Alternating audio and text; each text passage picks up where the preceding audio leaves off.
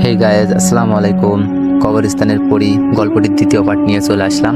সবাই ফুল ভিডিওটি দেখতে থাকুন। তুই কবরস্থানে আবার এসেছিস? তোকে না বলেছিলাম এখান থেকে চলে যা? কথাটি শুনেই পিছনে তাকিয়ে দেখি সেখানে কেউ নেই। মনের ভুল ভেবে আবার মিমের দিকে দেখতে থাকলাম। দেখি কে যেন বলে উঠল, আমাকে দেখতে চাস? তাহলে পিছন ঘুরে একটু উপরের দিকে তাকাও। কথাটি শুনেই আশিক পিছনে ঘুরে একটু উপরে লক্ষ্য করতেই বেশ আশ্চর্য হলো, কারণ একটি বয়স্ক লোক যে কিনা একটি গাছের উপর থেকে অন্য গাছের উপরে শুয়ে আছে, যার পরনে সাদা পাঞ্জাবি, মাথায় সাদা টুপি এবং পুরো গাল জুড়ে ধপধপ সাদা দাড়ি। সেই দাড়িগুলা এতটাই লম্বা যে মাটিতে সুই সুই অবস্থা।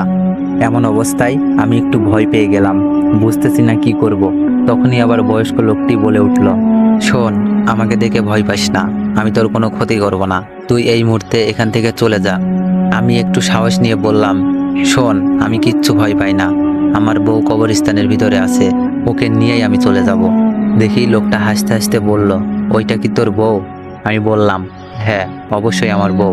তোর বউ ওইটা না, ও হলো কবরস্থানের পরী। ওর জীবন সঙ্গীকে বাঁচানোর জন্য তোর বউয়ের শরীরটাও ব্যবহার করতেছে। এই মিথ্যা কথা বলা বন্ধ করুন, কে শয়তান সেটা আমি ভালো করেই দেখতে পাচ্ছি। লোকটা বলল, আমার চলে যাওয়ার সময় হয়েছে, সাবধানে থাকিস, আমি চলে গেলাম। কথাটি বলেই লোকটি ক্ষণিকের মধ্যেই কোথায় যেন হারিয়ে গেল। সেই দিকে তেমন নজর না দিয়ে মিমের কথাবার্তা আবার শুনতে লাগলাম।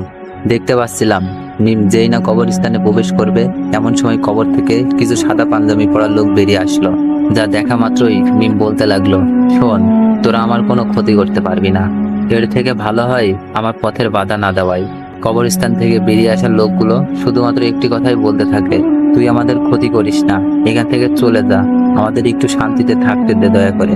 মিম হাসতে হাসতে বলল, শান্তিতে অবশ্যই থাকবি, আর মাত্র 20টি ব্যক্তির চোখ লাগবে আমার, তাহলে চলে যাবো আমি চিরতরে। কি? লোকগুলো বলল, আরো 20টি ব্যক্তির চোখ লাগবে তোর? আমার তো এখন মনে হচ্ছে প্রতিদিনই যেই লোকগুলো মারা যাচ্ছে তার পিছনে তোর হাত নিশ্চয়ই আছে। বাহ, এত সহজেই বুঝতে পারলি তোরা? তোর মতো খারাপ একটি পরীর কাছে আমরা কি আশা করতে পারি? অনেক কথা বলেছিস, এখন আমার রাস্তা থেকে সরে দাঁড়া প্লিজ, একটু বোঝার চেষ্টা কর।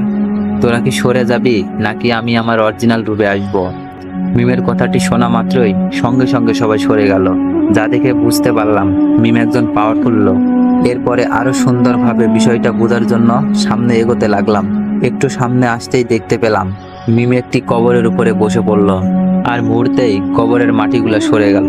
এইটা দেখে আমার শরীরের লোমগুলো যেন দাঁড়িয়ে গেল, কেমন জানি ভয় কাজ করছিল। হঠাৎ আওয়াজ আসলো, প্লিজ আমার চোখ দুটি নিও না, আমাকে একটু শান্তিতে থাকতে দাও, বিনিময়ে তুমি যা বলবে তাই শুনবো। মিম আবারও হাসতে লাগলো, তোকে মেরে ফেলেছি শুধুমাত্র তোর এই 2টি চোখের কারণে, এখন বলতেছিস চোখ নিও না? ওদের কথায় যেন আমি কল্পনায় হারিয়ে গেলাম। আর মৃত ব্যক্তি কিভাবে কথা বলতেছে? তুমি চোখ নিয়ে কি করবা? তোদের এই চোখ নিয়ে আমি আমার ভালোবাসার মানুষকে ফিরিয়ে আনবো। লোকটি বলল, এটাও কি কখনো সম্ভব? অসম্ভবকেই আমি সম্ভব করে দেখিয়ে দিব, যেটা কেউ কখনো করতে পারিনি। কথাটি বলেই মিম তার হাত দুটি মৃত ব্যক্তির চোখের ভিতরে ঢুকিয়ে দেয়। মুহূর্তের মধ্যেই চোখ দুটি বাইরে বের করে আনলো। এইসব কিছু দেখে আমার কাছে স্বপ্ন মনে হচ্ছিল। চোখ দুটি তোলার সঙ্গে সঙ্গে সেই মৃত ব্যক্তিটি চিৎকার করে বলতেছে, আমাকে একটু শান্তিতে থাকতে দাও প্লিজ। কিন্তু কে শোনে কার কথা? মিম চোখ দুটি নেওয়া মাত্রই কবরস্থান থেকে বাইরে চলে আসলো। সেই চোখ দুটি আবার কবরস্থানের বাইরে যে পানি খাওয়ার নলকূপ ছিল সেখানে ফেলে দিল। এরপরে আবার কবরস্থানে এসে সেই মরদেহটি টেনে টেনে পুকুর পাড়ে নিয়ে যায় এবং মরদেহটি সেখানে রেখে মুহূর্তের মধ্যে গায়েব হয়ে যায় মিম। এখন বুঝতে পারলাম এই মিম আসলে আমার সত্যিকারের বউ না, আমার বউ মারা গিয়েছে। এই শয়তান পরীটা আমার বউয়ের রূপ ধারণ করে চলাফেরা করতেছে। তো মিমের এমন গায়েব হয়ে দেখে আমি সঙ্গে সঙ্গে সেই নলকূপের কাছে চলে আসি। সেই নলকূপের ভিতরে একটু তাকাতেই দেখতে পাই যে ওর ভিতরে 5-6টা চোখের মতো রাখা হয়েছে।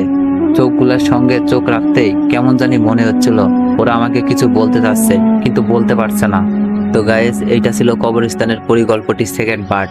তো এভাবে প্রায় 13 কি 14টি পার্ট আসবে।